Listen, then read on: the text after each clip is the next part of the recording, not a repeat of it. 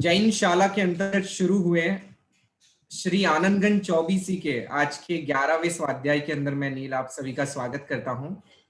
हमने हमारी जो आध्यात्म की यात्रा है उसको समझने के लिए और आनंदगंज जी महाराज साहब जो मार्ग पे चले हैं और उसी मार्ग को समझने के लिए वितराग का मार्ग समझने के लिए यात्रा का प्रारंभ किया।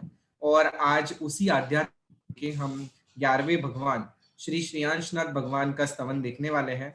सो मैं आप सभी का पुनः स्वागत करता हूं और आमंत्रित करता हूं डॉक्टर रमजान भाई हसनिया को जैन शाला के इस मंच के ऊपर। रमजान भाई प्रणाम।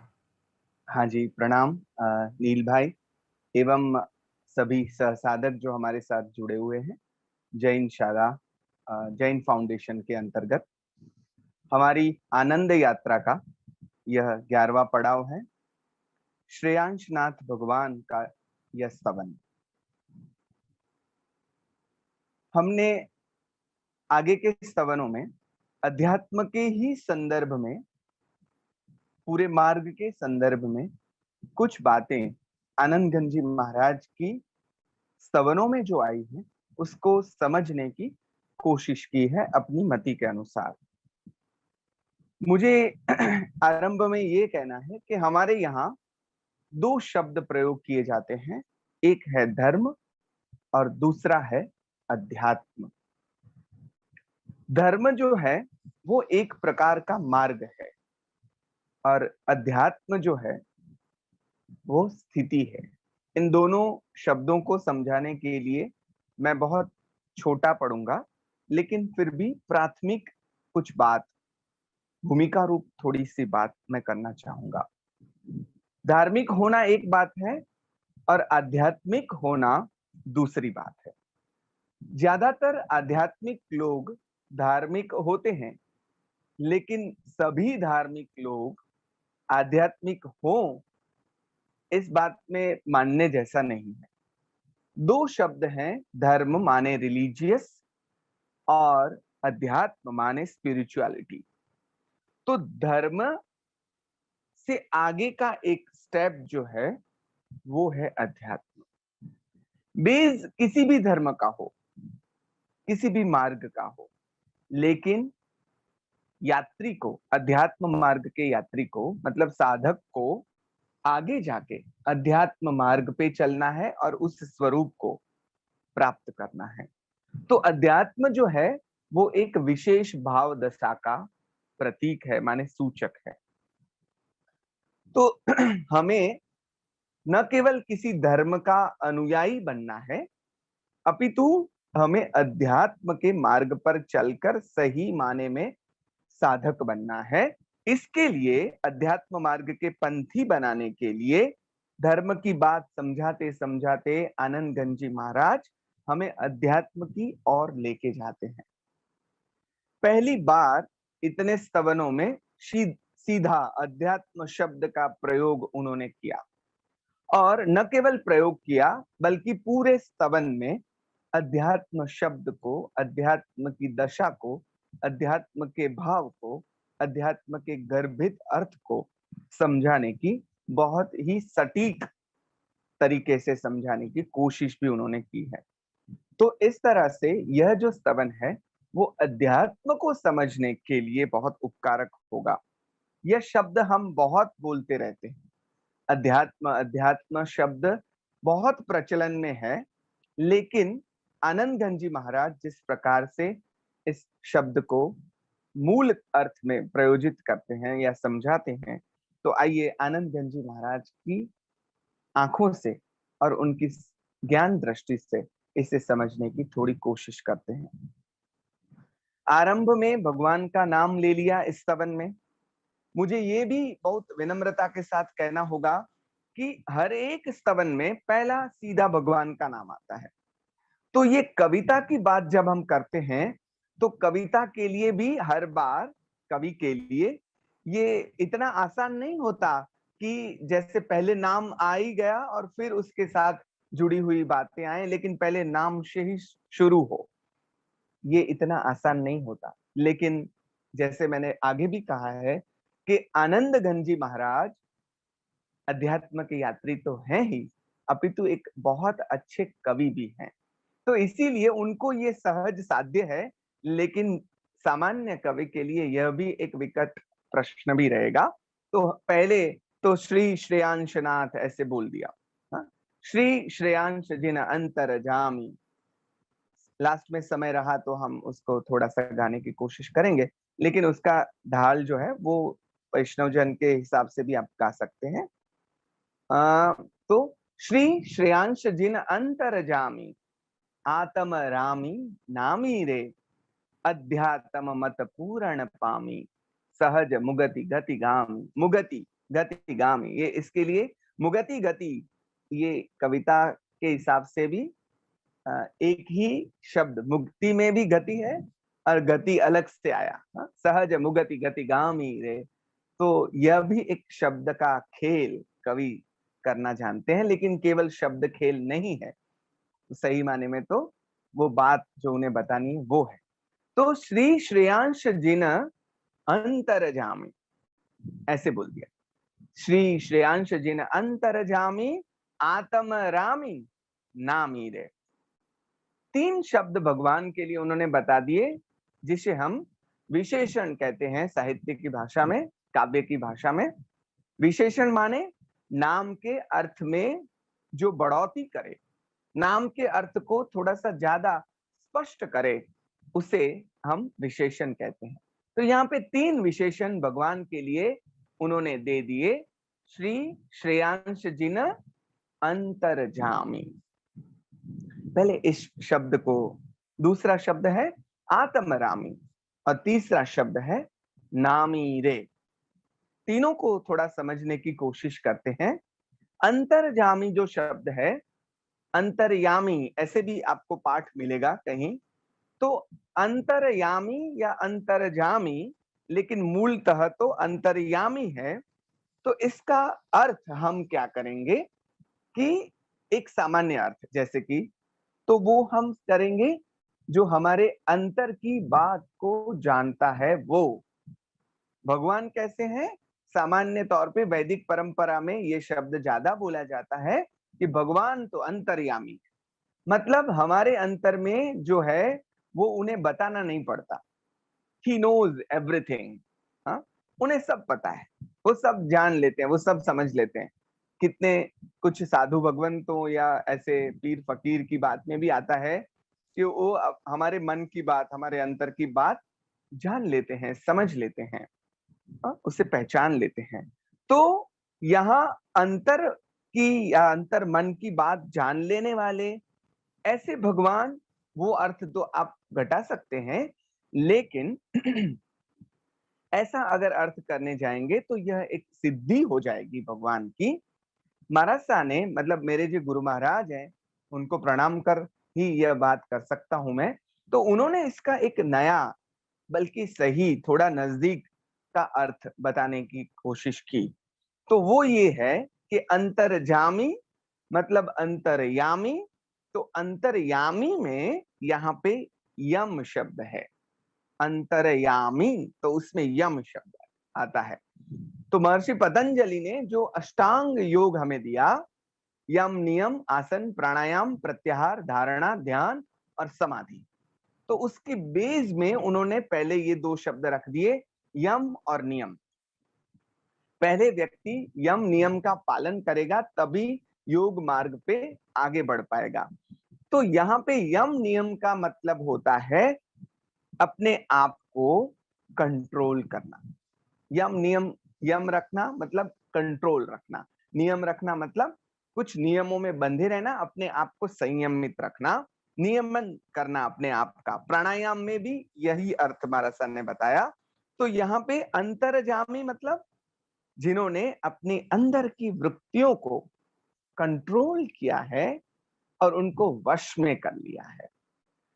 जो जिस वृत्तियों के हम अधीन बन जाते हैं, जे ते जीत्या रे तेने हूं जीतियो रे, आगे दूसरे स्तवन में हमने देखा था, जिनको आपने जीत लिया है उनके पास में हार गया, मतलब उनसे, उन्होंने मुझे जीत लिया है। तो यहाँ पे भगवान कैसे हैं? अंतर्यामी हैं, मतलब अंदर की वृत्तियां जो हैं, राग द्वेष आदि बहुत कुछ, उन सभी पर भगवान ने कंट्रोल प्राप्त कर लिया है, वश में कर लिया है, कहो कि उनको जीत लिया है। तो इस तरह वे अंतर्यामी हैं। यम शब्द को के अर्थ में अंतर के जो गुण दोष जो भी हैं उन सभी पर अपना वश। अभी तक हम उनके अधीन, जैसे हम मनुष्य जो हैं वो वृत्तियों के अधीन हैं, तो भगवान ने उन वृत्तियों पर विजय प्राप्त कर लिया है। हम पर वृत्तियों का शासन चलता है, अब वृत्तियों पर भगवान का शासन चल रहा है। यह उनकी सबसे बड़ी जीत है। तो इस प्रकार से भगवान ने सही माने में स्वराज्य की स्थापना की है। स्वराज्य की हम कल्पना करते हैं ना, स्वशासन की बात करते हैं। भगवान अपने आप पर शासन कर रहे हैं। हाँ? तो हमें भी स्वशासन और स्वराज प्राप्त करना है। वृत्तियों की पराधीनता उनकी टल गई है, हमें भी वो करना है। तो अब तक दूसरों का शासन था, उन अंतरंग शत्रुओं को परास्त कर भगवान ने स्वशासन वहां पे रखा है। तो इस प्रकार से भगवान अंतर्यामी है। दूसरा शब्द प्रयोग कर दिया भगवान के लिए, आत्मरामी। विशेषण ही है। आत्मरामी मतलब जो आत्मा में ही रममाण करते हैं, जिसको अभी आनंद शांति प्राप्त करने के लिए अन्य किसी चीज की, अन्य किसी वस्तु की आवश्यकता नहीं है, जो स्वयं आनंदमय हो चुके हैं, जिनका आराम आत्मा में ही है, जो आत्मा में रममाण करते हैं, स्व में समाहित जो हो चुके हैं, जिनके लिए अपना सभी सुख शांति सब स्व में ही जिन्होंने ढूंढ लिया है, वैसे भगवान आत्मरामी हैं। तो भगवान अंतर्जामी है और फिर आत्मरामी है। और तीसरा शब्द बोल दिया कि भगवान नामी है। तो नामी का एक अर्थ आपके पास जो पुस्तक है उसमें भी दोनों अर्थ दिए गए हैं। एक अर्थ जो है वो है नामांकित, माने प्रसिद्ध, यानी कि बहुत ही फेमस, नामना जिसकी है वो। और दूसरा शब्द है झुकाने वाला, नमावनार, એટલે કે जिन्होंने अपने अंतरंग शत्रुओं को अपने अपने सामने झुका दिया, मतलब उनके ऊपर जीत हासिल कर ली है, वो नामी। तो यहाँ पे तीनों शब्द भगवान के लिए आ गए, अंतर्जामी, आत्मरामी, नामी। देखिए, इनको समझे बिना हम आगे नहीं बढ़ सकते, क्योंकि ये भगवान के स्वरूप की बात है। तो और क्या बता दिया दूसरी पंक्ति में, आध्यात्म मत पूर्ण पामी, सहज मुगति गति गामी रे। ऐसे जो भगवान हैं वो ऐसे ही भगवान नहीं बन गए। उन्होंने क्या किया, ये भगवान, उन्होंने अध्यात्म के मत को, उसके विचार को, उसके मार्ग को बराबर से जान लिया। न केवल जान लिया, अपितु उस मार्ग पर बराबर से चले। बराबर से चले मतलब पूर्णतः चले, पूरा चले। और वो चलने के बाद जब यात्रा खत्म हुई तो सहज मुक्ति गति गामी रे। तो अब उनके लिए मुक्ति जो है वो सहज बन गई। आगे जो होना वो बात थी, उस बात को यहाँ पे जोड़ते हैं। तो अब उनके लिए मुक्ति सहज हो गई। आपने अपनी यात्रा पूरी की और आपका डेस्टिनेशन आ गया। अब आपकी प्राप्ति जो है वो सहज हो गई है, लेकिन सहज ऐसे ही नहीं हुई है, आपने पूरा मार्ग चला है तभी सहज हुई है। एक बात यहाँ पे समझ लेनी है कि भगवान ने अध्यात्म मार्ग पर चलकर यह यात्रा संपन्न की है। मतलब चल चल कर वहां पे पहुंचे, चल के मतलब पुरुषार्थ करके यहाँ तक पहुंचे हैं। यह किसी की कृपा से नहीं हुआ है। मतलब जैन धर्म के जो तीर्थंकर परमात्मा हैं वो कोई अवतारी पुरुष नहीं है। यहाँ पे जैन धर्म के लिए दूसरा शब्द जो प्रयोग किया जाता है वो है श्रमण धर्म। तो जो 24 तीर्थंकर हैं, चाहे वो गत 24 के हों, इस 24 या आगे आने वाले 24 के हों, तो वो 24 तीर्थंकर वो अवतार पुरुष नहीं है। ऐसे ही हमारे जैसे सामान्य व्यक्ति और फिर उसमें से आगे बढ़ते बढ़ते बढ़ते बढ़ते बढ़ते अपने आप को विकसित करते करते नित्य वदति एति वर्धमान વધતા જ ગયા વધતા ગયા વધતા ગયા અને વર્ધમાન માંથી મહાવીર બન્યા। પણ વર્ધમાન માંથી મહાવીર આ જન્મમાં નથી બન્યા। એના પહેલા નયસારથી એમનો એકડો ઘૂંટાયો અને એના પહેલા પણ એમના ભવો છે. तो ये जो बात है, तो ये पूरी क्रमिक विकास यात्रा है. तो ये बात भी हमें समझ लेनी है. अध्यात्म मार्ग में जो जो करना चाहिए वो सब भगवान ने किया है. पुरुषार्थ से के बाद यह सहज स्थिति आई है. ऐसे ही उनको आशीर्वाद के तौर पे या कृपा के तौर पे नहीं मिली है. तो यह बात हमें बहुत ही अच्छी तरह से समझ लेनी है और उसको समझाने के लिए यहाँ पे ये पंक्ति दे दी. आगे की पंक्ति में क्या बताया? दूसरी गाथा में कहते हैं, सयल संसारी इंद्रिय राम, सयल संसारी इंद्रिय रामी, मुनिगण आत्म रामी रे, मुख्यपणे जे आत्म रामी, ते केवल निष्कामी रे. शयल संसारी इंद्रिय राम, बहुत अभी ये आप समझने लगे ऐसी भाषा आ रही है और हम सब धीरे धीरे समझने की कोशिश कर ले. तो भगवान ने जो परम अवस्था प्राप्त कर ली है उसकी बात तो हमने की, लेकिन आनंदगंज जी महाराज की ये स्टाइल है कि फिर रिवर्स में लेके जाते हैं, फ्लैशबैक में, कि भाई उससे पहले की स्थितियां क्या कौन सी हैं. तो उससे पहले की दो स्थितियों की यहाँ बात की, फिर वापस से भगवान की स्थिति की बात की. तो इस जो गाथा में तीनों स्थिति की बात आ गई. सयल संसारी इंद्रिय रामी, तो सयल समग्र सकल संसारी जो जीव हैं वो इंद्रिय रामी है. तो इंद्रिय रामी मतलब इंद्रियों में, इंद्रियों से अपना सुख ढूंढने वाले, इंद्रियों से सुख की अनुभूति करने वाले, इंद्रियों के सुख के भोक्ता हैं. तो उनके सुख के भोगने के लिए इंद्रियां माध्यम है. तो वो इंद्रियाधीन है. आंख है तो उसको देखने का सुख है, कान है तो सुनने का सुख है. तो इसी प्रकार से हमारी जो पंचेंद्रियां हैं और पंचेंद्रियों के कितने सारे विषय हैं, तो उनका जो सुख है वो इंद्रियों पे आधीन है. किनका? संसारी जीवों का. तो दूसरा शब्द क्या बोल दिया दूसरे नंबर पे? मुनिगण आत्म रामी रे. मुनि मनन करे ते मुनि, मौन धारण करे ते मुनि. ऐसे बहुत सारे अर्थ मुनि के होते हैं. यहाँ पे साधु के अर्थ में तो हम ले ही सकते हैं, लेकिन हम थोड़ा समझेंगे तो पता चलेगा कि न केवल साधु के अर्थ में बल्कि साधक के अर्थ में यहाँ पे मुनि शब्द प्रयोग किया गया है. तो साधु जो हैं, मुनि गण आत्म रामी रे. तो साधु जो हैं वो दूसरे स्टेप पे हैं, वो आत्मरामी है, ऐसा बोल दिया. मतलब यहाँ पे आगे सयल संसारी एक समूह है जो कि इंद्रियों के सुख में भुगता रहता है, और दूसरा एक समूह है, गण का अर्थ समूह भी हम कर सकते हैं, और दूसरा अर्थ मैं आगे करने जा रहा हूं जो नया अर्थ होगा. तो एक मुनि गण है, मुनि का समूह है.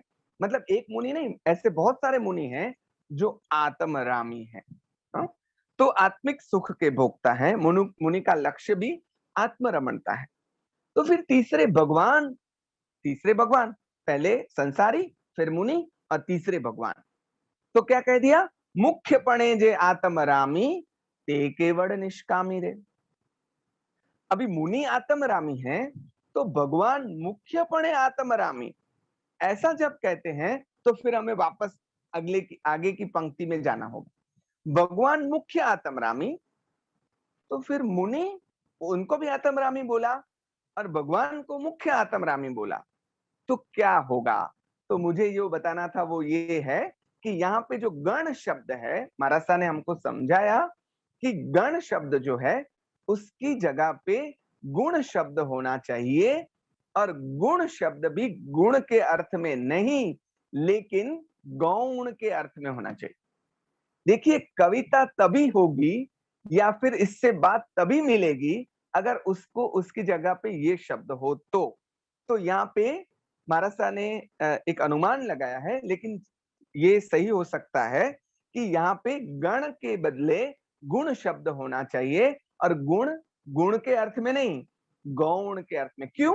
तो कि भगवान मुख्यतः आत्मरामी हैं, तो जो साधु हैं वो गौण आत्मरामी है.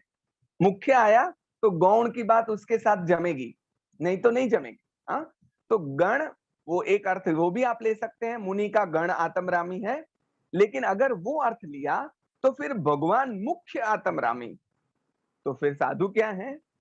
वो बात का मेल तभी बैठेगा जब हम गण का अर्थ गौण करेंगे। तो और वो तार्किक तौर से भी सही होगा। क्यों?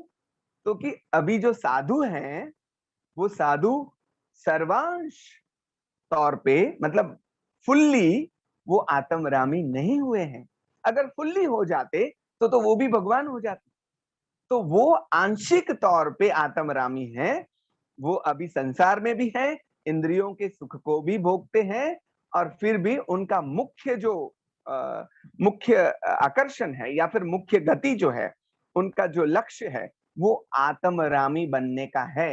लेकिन अभी फुल्ली वो आत्मरामी बन नहीं गए हैं। तो इसलिए हम यहाँ पे समझेंगे इस प्रकार से, आत्मरमणता की पराकाष्ठा अभी आनी बाकी है। तो अगर हमें कविता की सेंस है, अध्यात्म मार्ग की भी पकड़ है, तो हम ये समझ सकेंगे कि यहाँ पे गण का अर्थ गुण और गुण का अर्थ गौण ऐसा होना चाहिए। ऐसा हमारा कोई दावा नहीं है, लेकिन यह एक विनम्र सुझाव है हमारा साका। तो हमें प्रश्न होगा कि भाई हम तो संसारी उसमें भी नहीं है, और फिर मुनि भी अभी तो नहीं बने हैं, तो हम कहाँ होंगे? हम यानी कि जो भी साधना मार्ग पे आगे बढ़ रहे हैं, वो साधक जो मुनि नहीं हुए हैं लेकिन साधना अवस्था में हैं या साधना मार्ग पे चल रहे हैं, तो वैसे साधक वो साधक भी इसी में आएंगे। तो यहाँ पे मुनि को बहुत बड़े परिप्रेक्ष्य में हम देखेंगे, न केवल साधु वेश धारण करने वाला, अपितु साधक, जैसे मैंने बोला था कि साधक जो है वो सभी साधक जीव यहाँ पे दूसरी कक्षा में आएंगे और भगवान फर्स्ट कैटेगरी में आएंगे। तो भगवान ने तो कैवल्य अवस्था प्राप्त कर ली, आत्मरामी हो गए, फुल्ली आत्मरामी हो गए, तो वो परम अवस्था में है। मुनि का अभी अभ्यास चल रहा है, अभी उनकी प्रैक्टिस चल रही है। और मित्रों, प्रैक्टिस से ही परफेक्शन है, प्रैक्टिस मेक मैन परफेक्ट। तो ये जो बात है, तो साहब जी ने यहाँ पे बहुत अच्छी तरह से समझाते हुए बताया कि मुनि आज के कल ही आत्मरामी नहीं हो जाएंगे, वो धीरे धीरे धीरे धीरे धीरे धीरे आगे बढ़ते बढ़ते उस स्थिति तक पहुंचेंगे। तो उन्होंने बता दिया कि ये कैसी है, ऐसे धूम धड़ाका नहीं होगा, कोई विस्फोट नहीं होगा अध्यात्म का, वो धीरे धीरे बढ़ने वाले, विकसित होने वाले वृक्ष के जैसी अध्यात्म की यात्रा होती है। धीरे धीरे रे मना, धीरे सब कुछ होए, माली सींचे सौ गड़ा, रुत आवे फल होए। तो जब पूर्णत्व को प्राप्त करेंगे, तब भगवान कैसे हो जाएंगे? निष्कामी हो जाएंगे। हमको वही अवस्था प्राप्त करनी है, लेकिन इस 3 स्टेजेस में से हम कहाँ हैं, वहां से आगे बढ़ने की कोशिश करनी होगी। तो यहाँ पे एक आगे जो गाथा आई वो बहुत ही जानी पहचानी है, बहुत ही फेमस गाथा है। अध्यात्म की बात बहुत ही स्पष्ट तौर से इस गाथा में कर दी। निज स्वरूप जे क्रिया साधे, ते अध्यात्म लहिए रे, जे क्रिया करी चौगति साधे, तेना अध्यात्म कहिए रे। बहुत स्पष्ट कह दिया। आनंद जो जिसने सच्चा देखा है ना, उसकी बात की विशेषता ये होगी कि वो बहुत ही स्पष्ट होगा, ऐसे गोल गोल गोल गोल गोल गोल नहीं करता है। आनंद गंज जी महाराज की बातों में इतनी स्पष्टता क्यों है? क्योंकि उन्होंने सत्य दर्शन किया है। तो उन्होंने स्पष्ट कह दिया कि भाई, निज स्वरूप जे क्रिया साधे, जो क्रिया आपके निज स्वरूप को प्राप्त करने में सहायक होती है, उस क्रिया को ही अध्यात्म कहेंगे। और जिस क्रिया के माध्यम से आप चारों गति के चक्कर में घूमते रहते हैं, उसको अध्यात्म नहीं कहेंगे। सॉरी, हाँ, उन्होंने स्पष्ट कह दिया। तो यहाँ पे क्रिया मार्ग की भी स्पष्टता की गई। क्यों? अध्यात्म की व्याख्या क्या करेंगे हम? आत्मनि इति अध्यात्म, हाँ? मतलब आत्मा में रहना, उसे अध्यात्म कहते हैं। अभी आप थोड़ा उसको अलग तरीके से सोचने समझने की कोशिश करेंगे तो आपको पता चलेगा कि આત્મામાં રહેવું એટલે અધ્યાત્મ તો ભગવાન તો उसी स्थिति में है। तो भगवान जो है, तीर्थंकर परमात्मा जो है, वो जीते जागते अध्यात्म है। अध्यात्म का अगर जीवंत स्वरूप आपको देखना है तो वो भगवान को देख लीजिए, भगवान को समझ लीजिए। तो इस प्रकार से अध्यात्म इज इक्वल टू भगवान हो गए। लेकिन उस बात को हम आगे नहीं ले जाते, आप इस बारे में सोचना आगे। लेकिन भगवान, उन्होंने जो ये प्राप्त किया, वो हमें किस प्रकार से प्राप्त होगा? तो हमें क्रिया करनी होगी। क्रिया मतलब किस प्रकार से? तो क्रिया मतलब पुरुषार्थ करना होगा। क्रिया का अर्थ क्या है? ज्ञान का अर्थ है टू नो, पहले जानना होगा। लेकिन सिर्फ जानने से नहीं होगा, क्रिया करनी होगी, टू डू। तो यह जो गाथा है, ये समझ लेना बहुत जरूरी है कि क्रिया तो सही, लेकिन किस प्रकार की क्रिया आवश्यक है। तो आनंद जी महाराज ने केवल घंटी बजाते रहने से, केवल पूजा करते रहने से, केवल धूप दीप करते रहने से, केवल सामायिक प्रतिक्रमण करते रहने से हम अपनी अध्यात्म की दशा को प्राप्त नहीं कर पाएंगे। हमें पहले उस क्रिया की शुद्धि करनी। शुद्धि मतलब ऐसे गंगा जल लगा के या ऐसे नहीं, वो क्रिया अध्यात्म की ओर ले जाने वाली है या सिर्फ क्रिया है, वो समझ लेना होगा। तो क्रिया तो सही, लेकिन अध्यात्म की ओर लेके जा रही है, निज स्वरूप को प्राप्त करने में अगर वो सहायक होती है, तो उस क्रिया को ही अध्यात्म कहा जाएगा, अब अन्यथा नहीं। तो यहाँ पे स्वरूप की प्राप्ति के लिए क्रिया को स्पष्ट करना होगा, स्वच्छ करना होगा। हम बाह्य देखाव पे न जाएं। बाह्य देखाव पे मतलब ऐसे घंट बजाना, ये वो सब, जो जो क्रिया है, पूजा करना, सामायिक करना, प्रतिक्रमण करना, जो भी क्रिया है, लेकिन अगर वो क्रिया हमारे अंदर के विकास के लिए कुछ सहायभूत होती है। सामायिक हम क्यों करते हैं? समता अगर डेवलप होती है तो वो सामायिक आपके लिए उपकारक है। लेकिन अगर आप उसकी गिनती में चले गए कि इतने सामायिक किए, नौकारवाड़ी की है तो नौकार की साधना गिनती में चले गए, तो आपके लिए उपकारक नहीं है। आयम्बिल किया है, वो क्रिया है। लेकिन आयम्बिल किस लिए है? स्वाद पर त्याग, स्वाद पर विजय प्राप्त करने के लिए है। तो अगर आयम्बिल में तो आप कुछ ऐसे जो भी है मिला वो खा लेते हैं, लेकिन कोई सामान्य दिन में अगर कुछ फीका आ गया या फिर ऐसे कुछ थोड़ा कम ज्यादा हो गया, तो हम भड़क जाएं, तो समझ लेना कि हमारा आयम्बिल सही माने में आयम्बिल नहीं था। आयम्बिल इसी के लिए है।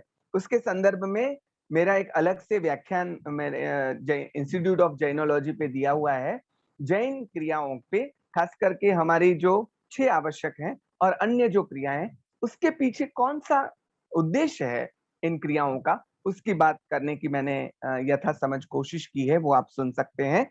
लेकिन आत्मा के साथ साधन तो क्रिया का ही है, लेकिन यहाँ पे बहुत स्पष्ट कर दिया कि वही क्रिया आपको अध्यात्म की ओर ले जाएगी, मतलब निज स्वरूप की ओर भी ले सकती है, ले जा सकती है, और वही क्रिया आपको चौगति की ओर, मगर थोड़ा पुण्य के हिसाब से देखें तो स्वर्ग मिलेगा या ज्यादा मनुष्य भव मिलेगा। लेकिन वो क्रिया आपको परम स्थिति को प्राप्त करने के लिए कैसे मदद रूप हो सकती है, उसके संदर्भ में सोचना चाहिए और फिर क्रिया करनी चाहिए। तो यहाँ पे यह स्तवन अध्यात्म को समझाते समझाते क्रिया को का भी शुद्धिकरण इन्होंने ये कर दिया, और किस प्रकार से उस साधन का उपयोग करें, इसको भी हमें समझा दिया। इस बात को समझाने के लिए प्रसन्न चंद्र महाराज सा की बात रत्नकीर्ति महाराज सा ने मुझे बताई कि देखिए वो जो क्रिया करे कौशक में है, आपको उनकी स्टोरी पता है, मैं ज्यादा नहीं जाऊंगा। लेकिन वो राजा थे, छोटे से बच्चे को छोड़कर दीक्षा ग्रहण की है, कौशक कर रहे हैं, और वहां पे श्रेणिक महाराज भगवान को पूछ रहे हैं कि भगवान, अगर अभी प्रसन्न चंद्र महाराज का देहांत हो, शरीर छूट जाए, तो वो कहाँ जाएंगे, उनकी गति कहाँ होगी?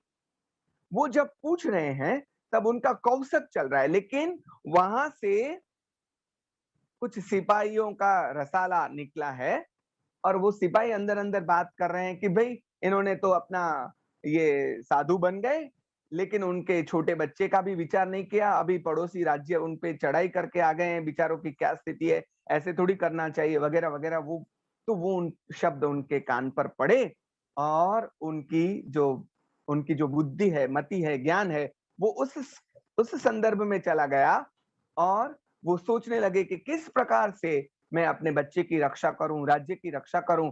और युद्ध चलने लगा। युद्ध, मैं बहुत शॉर्ट में बता रहा हूं इस बात को। युद्ध चलने लगा और खुद मानो युद्ध कर रहे हो, इस प्रकार से भावित हो गए वो।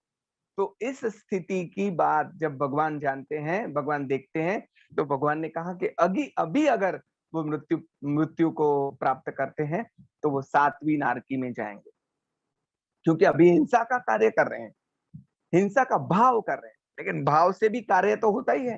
हाँ, करवू, करावू, अनुमोदवू, तीनों प्रकार हैं हमारे यहाँ जैन में। तो लेकिन वो करते करते अभी किसी को मारने के लिए अभी हाथ में कोई हथियार नहीं बचा है, तो अपना मुगट उतार के उसको मारने जाते हैं। ऐसा सोचते हैं, उसके लिए, मुगट के लिए माथे पे हाथ रखते हैं, तो पता चलता है अरे माथे पे तो मुंडन किया हुआ है, अरे मैं तो साधु हूं। और किस स्थिति में मैं आ गया, किस मनोस्थिति में आ गया। देखिए, क्रिया जो बाहर से देखेगा उसको तो वही लगेगा कि वो अभी कौशल में है, लेकिन अंदर का उपयोग बदलता रहता है। हम अपने आप को जांचेंगे तो हमें पता चलेगा कि हम जब क्रिया करते होते हैं तब हमारा उपयोग इस तरह बदलता रहता है। हम टोटली उसमें इन्वॉल्व होते हैं कि नहीं होते हैं, अपने आप से पूछ लेना आप। तो इस प्रकार से उनको जब लगता है कि अरे बाप रे, ये मैंने क्या कर दिया, तो वो प्रायश्चित करते हैं। और प्रायश्चित की धारा इतनी बढ़ती है आगे, इतनी बढ़ती है कि कुछ देर के बाद फिर से पूछते हैं और पूछने जाते हैं कि अब कहाँ जाएंगे। तब तो वहां पे दुंदुभिनाद बजता है, होता है। उनका केवल ज्ञान हो चुका है, तो उन्हें केवल ज्ञान हो गया, मुक्त हो गए। तो ये स्थिति कैसे हुई? क्रिया तो वही थी, लेकिन उस क्रिया का उपयोग, अगर देखिए, उपयोग शब्द जैन परिभाषा में अलग तौर से भी होता है। तो उनका उपयोग जब युद्ध में रहा तो वो नारकी की ओर गति कर ली। लेकिन अगर उपयोग सही माने में धर्म क्रिया में रहा, प्रायश्चित में रहा, भाव दशा बदली, तो परिणाम बदले, तो परिणाम बदल गया। देखिए, उपयोग का अर्थ भी हम यहाँ पे ऐसे जोड़ेंगे कि उपयोग बदला तो क्या हो गया? तो अंदर के भाव, परिणाम जो बदले, तो परिणाम मतलब रिजल्ट भी बदल गया। तो इस प्रकार से आपकी हर एक क्रिया, ये तो मैंने एक उदाहरण दिया, हम जो जो क्रिया करते हैं, वो क्रिया अगर हम किसी इच्छा से करते हैं, कुछ प्राप्त करने के लिए करते हैं, तो वो तो सापेक्ष हो गई क्रिया। और सापेक्ष हमेशा बाधक बनती है क्रिया। निरपेक्ष क्रिया जो है वो साधक बनाती है। तो भगवान ने भगवान के स्वरूप को प्राप्त करना है, अपने आप के स्वरूप को प्राप्त करना है। स्वरूप का लक्ष्य होगा, और जो क्रिया करेंगे वो अध्यात्म कही जाएगी। हाँ, तो मैंने जिस प्रकार से एम्बिल की बात की, ऐसे हर एक क्रिया के साथ आप इसको जोड़ सकते हैं। लेकिन मूलतः अंदर की जागृति की बात है। जागृति अगर रही, तो संसार के भी अगर आप काम कर रहे हैं, तो भी आप अध्यात्म, धर्म या अध्यात्म केवल उपाश्रय या मंदिर में नहीं होता। धर्म तो 24 घंटे हो सकता है, अध्यात्म की अवस्था 24 घंटे हो सकती है, अगर आपकी जागृति रही तो। आपका लक्ष्य क्या है? हाँ, महाराज साहब ने तो हंसते हंसते बताया कि कोई व्यक्ति शादी करता है तो भी अध्यात्म हो जाएगा, और कोई योगी बनता है तो भी नहीं होगा। कोई दीक्षा लेगा तो भी क्यों? लक्ष्य अगर अलग है। दीक्षा भी किस भाव से ली है, और शादी इसलिए की कि भाई अभी करनी ही पड़ रही है, तो मैं इस प्रकार से करूं कि मुझे कोई ऐसा साथी मिले जो मेरी अध्यात्म की यात्रा में उपकारक हो, सहायक हो, या ऐसी व्यवस्थाएं हो कि मैं अपनी यात्रा में आगे बढ़ सकूं। तो वो अध्यात्म बहुत बड़ी बात है। लेकिन यहाँ पे मैंने बहुत छोटी तरह से बताया। श्रीमद राजचंद्र जी का उदाहरण बताते हुए महाराज साहब ने कहा कि वो दुकान पे बैठे हों, फिर भी अध्यात्म में ही हैं। हाँ? तो अध्यात्म भीतरी अवस्था के साथ जुड़ी हुई घटना है। इसीलिए हमारे यहाँ वैदिक परंपरा में राजर्षि ऐसा शब्द है। हाँ, राजर्षि मतलब राजा होने पर भी आप ऋषि हो सकते हैं। ऐसा जरूरी नहीं है केवल दीक्षा लेने से ही ऋषि हो सकते हैं, राजा होकर भी ऋषि हो सकते हैं। जनक, युधिष्ठिर, राम ऐसे राजा और ऋषि दोनों हैं। तो इस प्रकार से अगर क्रिया की जाए तो वो अध्यात्म है, और क्रिया अगर दूसरे मतलब समझे बिना की जाए, ऐसे ही सब कर रहे हैं इसलिए कर रहे हैं, हाँ? या फिर बस कुछ प्राय चाहिए इसलिए कर रहे हैं, ऐसी कुछ बातें हैं, तो वो अध्यात्म नहीं है, ऐसी स्पष्टता कर दी। चौथी गाथा में प्रवेश करते हैं। चौथी गाथा में क्या कह दिया? जैन जो तत्वज्ञान है उसमें सभी चीजों के चार चार भांगे या निक्षेप बताए गए हैं, चार विभाग, चार खाना આપણે જેને કહીએ એ बताव्या છે। तो यहाँ पे क्या कह दिया? नाम अध्यात्म ठवण अध्यात्म, नाम अध्यात्म ठवण अध्यात्म, द्रव्य अध्यात्म छंदोरे, भाव अध्यात्म निज गुण साधे, तो ते हथी रड मंडोरे। मैंने थोड़ा जल्दी जल्दी गाया, लेकिन नाम अध्यात्म ठवण अध्यात्म द्रव्य अध्यात्म छंडोरे, उसका लय ये भी हो सकता है। देखिए कितना मधुर लग रहा है। नाम अध्यात्म ठवण अध्यात्म द्रव्य अध्यात्म छंडोरे, भाव अध्यात्म निज गुण साधे, तो तेह थी रड मंडोरे। तो नाम अध्यात्म, ठवण अध्यात्म, द्रव्य अध्यात्म को छंडोरे। नाम वो आपको इस पुस्तक में ज्यादा ये सब स्पष्ट होगा, लेकिन चार विभाग जैसे मैंने बताया, फूल का उदाहरण देके महाराज साहब ने हमें समझाया कि भाई फूल ऐसा जब हम बोलते हैं तो वो नाम हुआ, उसका चित्र बनाते हैं तो वो ठवण मतलब स्थापना हुई, और वो जब कली के रूप में है, कड़ीना रूप में है, तो वो द्रव्य फूल है, और जब पूरा खिलता है तो वो भाव फूल है। तो इस प्रकार से कम चार विभाग होते हैं, ज्यादा हो सकते हैं। तो इस प्रकार से अध्यात्म ऐसा नाम भी है, नाम तो है ही, फिर उसकी स्थापना भी हम कर सकते हैं किसी न किसी रूप में, अपने अपने रूप में, अपने अपने जैसे समझ में आएगा वैसे करेंगे, थोड़ा बहुत उसे समझेंगे भी सही, तो वो द्रव्य अध्यात्म हो गया। लेकिन आनंदगंज जी महाराज ने यहाँ पे शब्द प्रयोग कर दिया छंडोरे। तो छंडोरे उसका एक अर्थ हम ऐसे करेंगे कि छोड़ो रे, लेकिन अगर छोड़ो रे ऐसा शब्द का अर्थ करेंगे तो वो एकदम उसके साथ मैच नहीं होगा। मतलब छोड़ना तो है, लेकिन छोड़ना है मतलब आगे बढ़ना है, मतलब उसका त्याग नहीं है। इस शब्द का अर्थ है नाम अध्यात्म, ठवण अध्यात्म, द्रव्य अध्यात्म। अध्यात्म नाम आप लेंगे ही लेंगे, उसकी स्थापना मन में, चित्त में, भाव में करेंगे ही करेंगे, फिर थोड़ा बहुत उसके मार्ग को समझेंगे, लेकिन छंडोरे मतलब वहां पे बैठ मत जाना, उस स्थिति में अटक मत जाना, उससे आगे आपको बढ़ना है।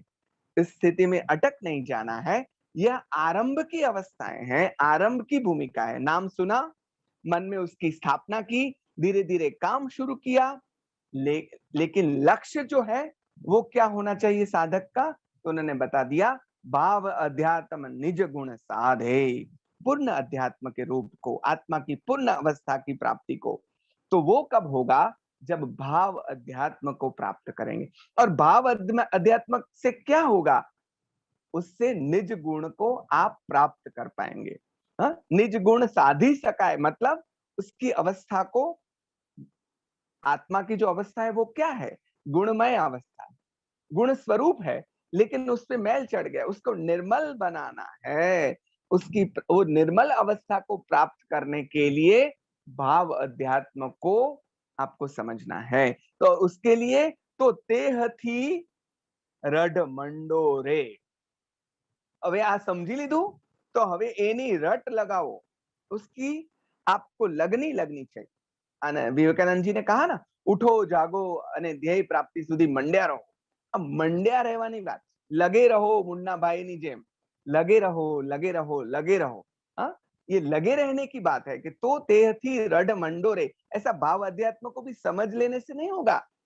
ये भाव अध्यात्म को ही मुझे रटना है, और न केवल रटना है लेकिन उससे उसे प्राप्त करना है। तो छंडोरे मतलब उससे आगे बढ़ो, और मंडोरे मतलब लगे रहो। मीरा की एक पंक्ति है, लगनी लागी छे मने ठेठ नी रे, मुझे अंतिम लक्ष्य तक पहुंचना है, इस बात को समझना है। तो आनंदगंज जी महाराज जो हैं वो सच्चे गुरु हैं। तो यहाँ पे अटक जाने की बात नहीं करते हैं, कहीं भी अटक ना जाए साधक, इसके लिए समझा दिया कि ये बातें तुम्हें अच्छी लगेंगी, समझ में आएंगी, लेकिन यहाँ पे फिसल नहीं जाना है। जैसे अभी हम अध्यात्म की बातें कर रहे हैं, तो वो द्रव्य अध्यात्म है, नाम अध्यात्म है, श्रवण अध्यात्म है और द्रव्य अध्यात्म है, लेकिन द्रव्य अध्यात्म से भी आगे भाव अध्यात्म तक पहुंचना है। ऐसी बात आनंदगंज जी महाराज ने अपनी स्तवन में बोल दी। तो देखिए, अध्यात्म के संदर्भ में धीरे धीरे हमारी बात आगे बढ़ रही है। पांचवी गाथा में हम प्रवेश करते हैं, तो वहां पे बता दिया, शब्द अध्यात्म अर्थ सुनीने, निर्विकल्प आदर जोरे। ये आदर जोरे ऐसे बोलते हैं ना, तो मतलब क्या हुआ कि भाई इस अवस्था को प्राप्त मतलब આમ કરજો તેમ કરજો એવું ક્યારેક કોઈને જે કહે છે ત્યારે શું અર્થ થાય છે कि आनंदगंज जी महाराज किसी को उद्देश्य कर, मतलब साधक तमाम को उद्देश्य कर यह बात कर रहे हैं, शब्द अध्यात्म अर्थ सुनीने, निर्विकल्प आदर जोरे। शब्द अध्यात्म भजना जानी, हान ग्रहण मति धर जोरे। तो शब्द, बहुत बार ऐसा होता है दोस्तों कि हम अध्यात्म की बहुत चर्चा करते रहते हैं, इतनी चर्चा करते रहते हैं कि अपने आप को अध्यात्मी समझ लेते हैं कि हम तो अध्यात्म के जीव हैं, आध्यात्मिक ग्रुप है हमारा, हम तो अध्यात्म में ही जी रहे हैं। लेकिन केवल शब्द रमत ये ना हो जाए, केवल शब्दों का खेल न बन जाए, उसके लिए भी हमें समझना है। तो यह शब्द अध्यात्म में अटक नहीं जाना है। आनंदगंज जी महाराज ये कहते हैं, शब्द अध्यात्म अर्थ सुनीने, બોલના, બોલવું વાણીમાં, ભાષણમાં, અત્યારે હું તમારી સામે ભાષણ કરી રહ્યો છું, તો એનાથી મારી અંદર અધ્યાત્મ આવી ગયું છે, એ એવી ભ્રાંતિમાં नहीं रहूं। अध्यात्म की बातें करने वाले तो संसारी हैं, वहां पे भी संसारी है, लेकिन हजी कहीं मतलब जो जीव संसार के अंदर खुचे पड़े हैं, उससे तो हम माने जो अध्यात्म की बात कर रहे हैं या उसकी रट्टा भी अगर मार रहे हैं, उसकी चर्चा भी कर रहे हैं, वो उससे आगे हैं, लेकिन वो कुछ हद तक कुछ भूल जा रहे हैं कि यहाँ पे भी अटकना नहीं है। यहाँ बीजो शब्द वापर्यो रटना, के एनी रटणाમાં अध्यात्म छूटी जाए। घनी बार अध्यात्म अध्यात्म अध्यात्म उसका रटन चढ़ता है। शास्त्र जो है वो प्योरली अध्यात्म की बातें हैं, तो शास्त्र शब्द हैं, लेकिन शब्द को केवल पकड़ लेने से हम उसके अर्थ को नहीं अगर ग्रहण किया हमने, केवल शब्द की रटना करते रहे, केवल शब्द की रटना, तो हम आगे नहीं बढ़ पाएंगे। इसलिए बोल दिया कि फिर कल्याण नहीं होगा। तो शब्द को जानो, समझो, उसके अर्थ को पकड़ो, और फिर शब्द का आधार बिल्कुल लो, लेकिन अर्थ को पकड़ो और फिर शब्दातीत हो जाओ। हाँ, तो लक्ष्य तो शब्दातीत होने का है। तो 3 स्टेप आ गए यहाँ पे भी, शब्द, फिर उसका अर्थ और फिर अनुभूति। सिंपली बताएं तो पानी, उसका अर्थ आप समझेंगे, भाई शीतल है, जल है, पीने जैसा पेय है, लेकिन सही माने में पानी की अनुभूति आपको कब होगी? जब आप पिएंगे तब। तो वो जो अनुभूति है वो अर्थ से बहुत आगे की स्थिति है दोस्तों। इसी तौर से अध्यात्म शब्द, उसका अर्थ और अनुभूति, ये तीनों स्टेप हैं। शब्द हमने सुना, शब्द हमने पढ़ा, शब्द हमने बोला, फिर उसका अर्थ हमने अपनी मति के अनुसार समझा, लेकिन तीसरी अवस्था जो अभी बाकी है उसकी और गति करनी है, तो वो अनुभूति की अवस्था है। शब्द अध्यात्म में अटक नहीं जाना है, क्योंकि यहाँ पे दूसरा शब्द बता दिया, शब्द अध्यात्म भजना जानी। भजना का अर्थ होता है विकल्प। शब्द अध्यात्म जो है ना, वो वैकल्पिक है। मतलब क्या है, वो अध्यात्म है भी और नहीं भी है। ऐसे हम ठोस तरीके से कह नहीं सकते कि यह अध्यात्म ही है, वो कुछ और भी हो, उसका अध्यात्म होने का भ्रम भी हो, तो वहां पे सच्चा क्या है, अध्यात्म सही माने में क्या है, वो समझना है। यहाँ पे एक आड़ बात भी मैं कर लूं कि मैंने जब पीएचडी मेरी चल रही थी, तो मैंने अर्वाचीन गुजराती कविता में अध्यात्म भाव इस विषय पर पीएचडी की है। तो मेरे लिए एक दुविधा का विषय था दोस्तों कि अभी के जो कवि हैं वो तो बहुत उत्तम कवि हैं, मतलब उनके पास शब्द का, अलंकार का बहुत ज्ञान है, उत्तम विषय की अभिव्यक्ति करने की ताकत है, और इतनी दीर्घ परंपरा है, आगे की परंपरा, तो वो बहुत अच्छी तरीके से, जैसे वो प्रणय की कविता लिख सकते हैं, वैसे वो प्रकृति की लिख सकते हैं, वैसे वो प्रभु चिंतन की, अध्यात्म की कविता भी लिख सकते हैं। तो अभी मुझे उसमें से ढूंढना था कि सही अध्यात्म की कविता कौन सी है। केवल शब्दों से अध्यात्म नहीं जरता। हाँ? मीरा की एक पंक्ति है, राम राखे तेम रहिए उद्धव जी, राम राखे तेम रहिए। तो या फिर नरसिंह की पंक्ति है, जे गम्यू जगत गुरु देव जगदीश ने ते तणो खर खरो फोक करवो। तो वो मीरा की ये कविता तो बहुत सिंपल है, राम राखे तेम रहिए, कविता के तौर पे बहुत सादी सीधी कविता है, लेकिन मीरा ने राम रखे तेम, पहला मीरा रही, मतलब जो भी स्थिति आए उसमें सहज तौर से रहना वो मीरा ने पहले किया, फिर उन्होंने कविता गाई। और आज के कोई कवि उत्तम कविता लिख दें, लेकिन उसमें अध्यात्म की अनुभूति ना हो, तो अनुभूति वो प्रथम है। तो यह विवेक हम में कैसे आएगा, वो किस प्रकार से आएगा, प्रैक्टिस से आएगा। तो आगे क्या शब्द बोल दिया, हान, हाँ? हान ग्रहण मति, ग्रहण मतलब लेना। तो शू लेवू અને શું છોડવું, क्या लेना और क्या ग्रहण करना और क्या छोड़ देना। हान ग्रहण मति दर्जो रे भाई। हाँ? सब कुछ लेने जैसा नहीं होता है, कुछ छोड़ने जैसा भी होता है। तो हान ग्रहण मति दर्जो रे, तो वो कैसे होगा, वो अभ्यास से होगा। तो शब्द से भले हमने शुरू की हो हमारी यात्रा, लेकिन शब्द से पहले, शब्द से पर हमें होना है, शब्द से आगे हमें होना है। हमारे हमारे और भी जो भाव हैं, जैसे कि अध्यात्म की बात को समझने के लिए हम प्रेम का उदाहरण दें, तो प्रेम भी शब्द से शुरू होगा। हम अपना भाव, प्रेम भाव कैसे प्रकट करेंगे, आप मुझे बहुत अच्छे लग रहे हैं, आई लव यू, मैं आपको चाहता हूं, वैसे शब्दों से शुरू होगा।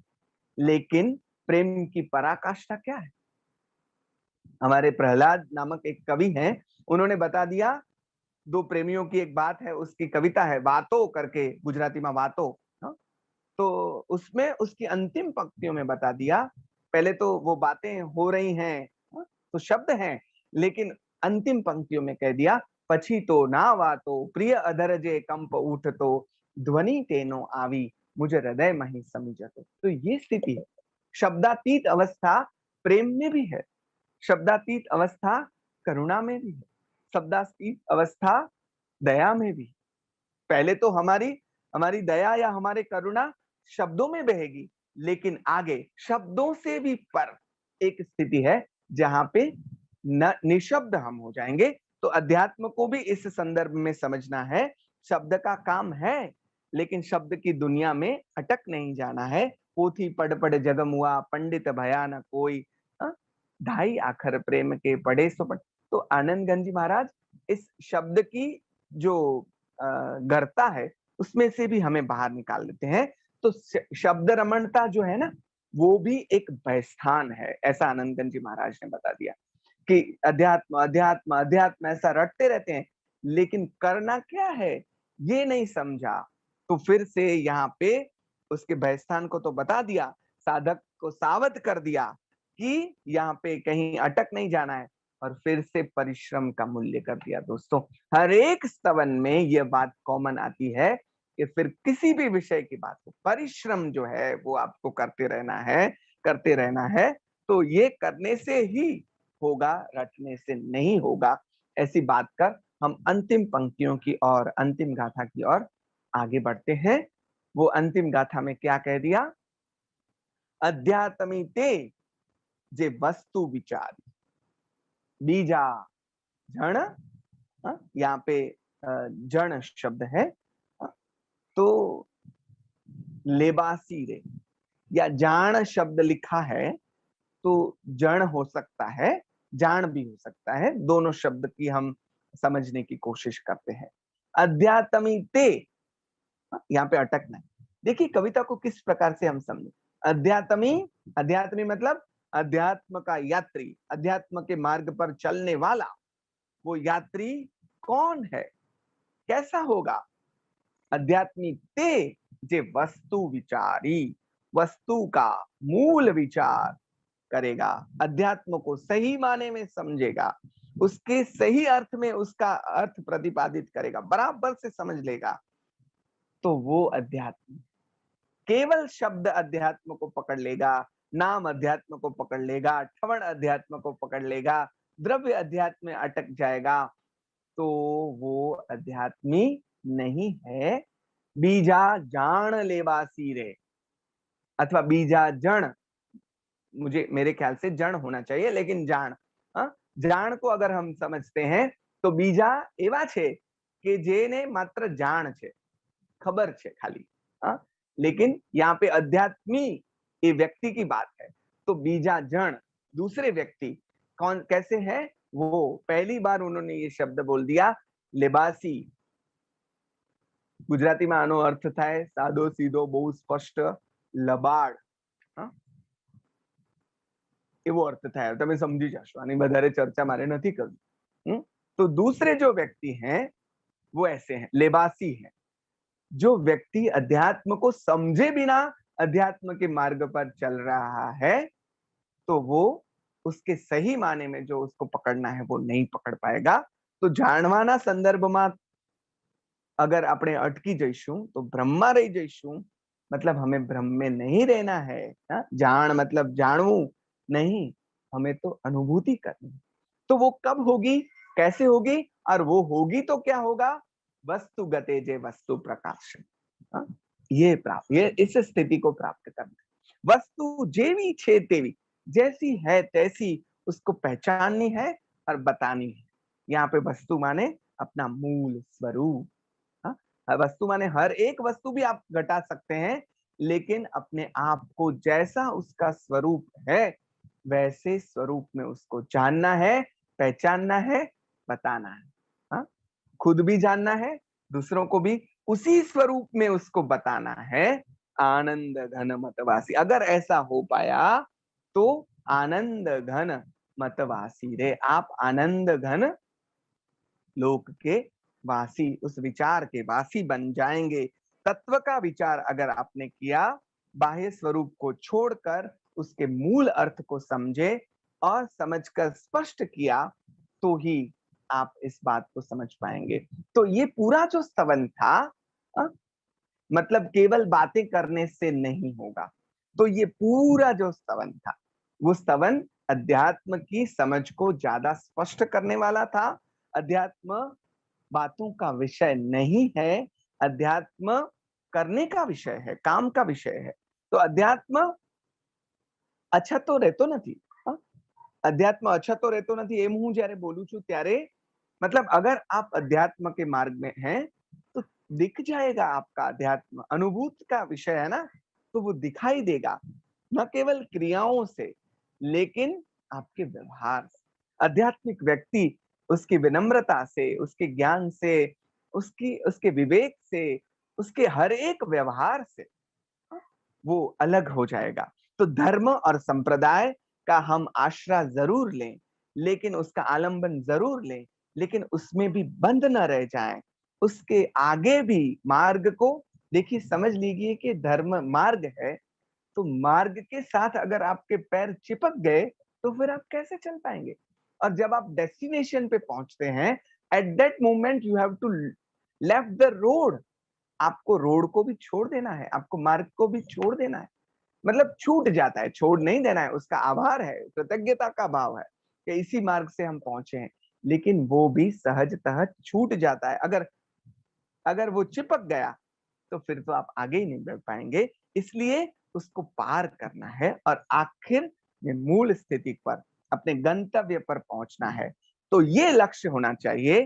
समझन अभी हमारे यहाँ अध्यात्म हमारे समझ के लेवल पर है, कोई बात नहीं है, लेकिन उसको प्रयोग के लेवल पर, एप्लीकेशन के लेवल पर अगर हम धीरे धीरे धीरे से लेके जाएंगे तो फिर हम सिर्फ अध्यात्म की बातों में अटक नहीं जाएंगे।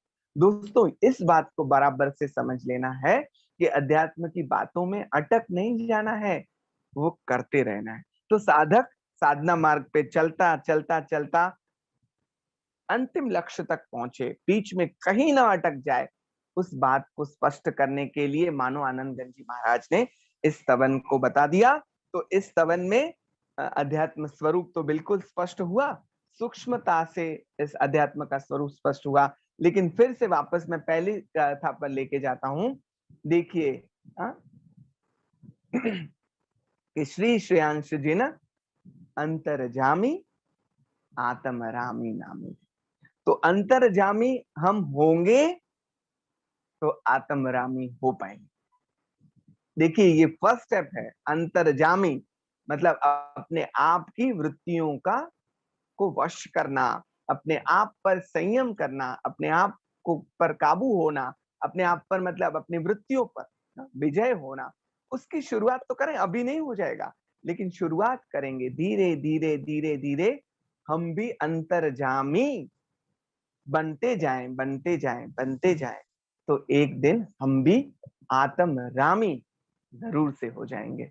तो ये स्तवन जो पूरा है वो अध्यात्म की, और अध्यात्म माने भगवान, जैसे मैंने आगे बताया था कि भगवान जीते जागते अध्यात्म हैं। हम भी अपने उस स्वरूप को प्राप्त कर लेंगे, लेकिन उसके लिए यह मार्ग है, अंतर्जामी होना है, और अंतर्जामी बनते बनते बनते बनते आगे बढ़ते बढ़ते बढ़ते बढ़ते आत्मरामी की स्थिति को प्राप्त करना है। तो यहाँ पे हमने थोड़ा बहुत इस स्तवन को समझने की कोशिश की है। आप जितनी बार इस स्तवन का स्वाध्याय करते जाएंगे, उतना यह स्तवन ज्यादा से ज्यादा आपको समझ में आता जाएगा। मैं अपने मत अनुसार इसको समझाने की मैंने कोशिश की है। सभी को बहुत प्रणाम और धन्यवाद। Thank you so much Ramzan भाई, बहुत ही आनंद आया ये स्तवन के स्वाद। बहुत ही सुंदर आपका एक्सप्लेनेशन और बहुत ही सुंदर वे से आपने पूरा ये स्तवन का अर्थ बताया। और ये स्तवन का अर्थ ऐसे लग रहा करते कि थोड़ा सिंपल भी है, ऐसे मीन्स हाँ ऐसे जी। समझने के लिए वर्ड्स, पर अर्थ के हिसाब से बहुत गहन है। जी।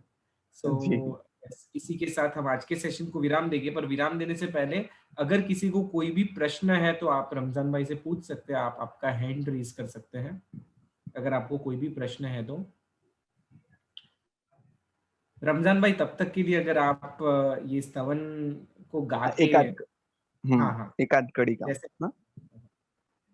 श्री श्रेयांश जिन अंतरजामी,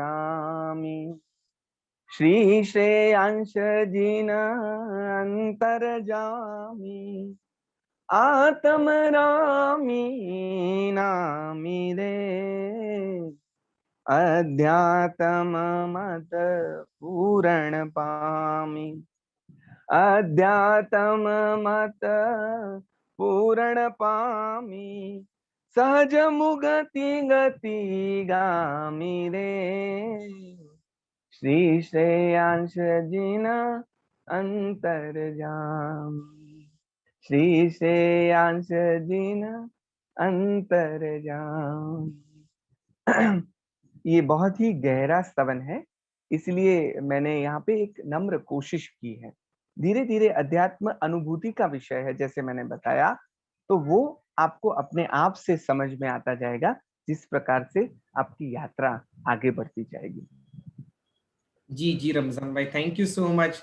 इसी के साथ हम आज के सेशन को विराम देते हैं, और विराम देने से पहले जगत के सभी जीवों का कल्याण हो, जगत के सभी जीवों का मंगल हो, जगत के सभी जीव हमारे मित्र हैं, कोई नहीं, इस भावना के साथ प्रार्थना। अणु परमाणु शिव बनी जाओ, अखा विश्वनु मंगल थाओ, सर्वे जीवो मोक्षे जाओ। खामेमि सव्व जीवे सव्वे जीवा खमन्तु मे, मित्ति में सव्व भूवेषु वैरम मज्जन केणै, सर्वथा सौ सुखी थाओ, आपना कोई आचरो, राग द्वेष थी मुक्त बनीने, समता सौ समाचरो। सभी को प्रणाम। रमजान भाई प्रणाम। हाँ जी, प्रणाम सभी को, बहुत बहुत बहुत बहुत वंदन। Thank you so much. धन्यवाद। धन्यवाद।